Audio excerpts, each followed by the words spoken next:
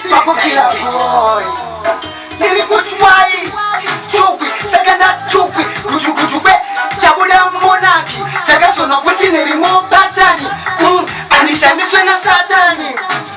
toke webasim royangeza snis kiwa mayuzi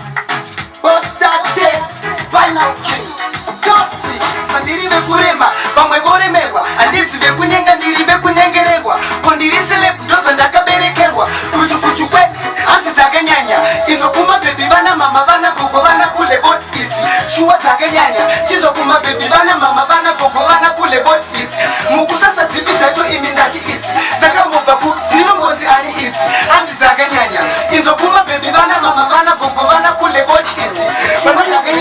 Vanonye mwerera vachitsiti dzakapenga kasi pane miliyana vazoshai vanowenga vazoita sho umbouya nemushonga vari kubvunza ndedzipi vachingoda kudzitsinga manje dzine chipo chakabva kunanya denga kuwainira pomba nokoma kuda kutanga kudzichuma munochuma tomati masanga musashamisike nadzo dzinenge matsanga kuzvariwa mangoma panike mwanakomana nyange newakavakare voti dzinogona dzafaisa mangoma adzingamire kuchuna asi pane nyaya yadzo nerepekuti dzakanyanya hanzi dzakanyanya kutopfura mukanya padzakatanga kare hanzi dzaitongotsanya dzakazvinyaginya dzanzowaitinya ngepirema monya pakutodiwa masinya mawa handirirenga sindorira mugoti zvaitawa ndiringike kunditsvaga mukaseti pese pandarira ziva ratiwati beti wanimbana anomhanya ngoma sebukati waifungidzira kuti achapera noti ndodhakwa nengoma magita kwete mapoti vari kuti achapera gare mandiudze deti hanzi dzakanyanya inzokuma bebi vana mama vana gogo vana kule boti idzi shuwa dzakanyanya chizokuma bebi vana mama vana gogo vana kule boti idzi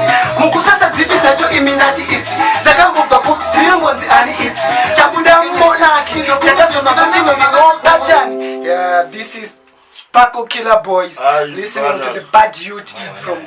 Easy Waterfalls.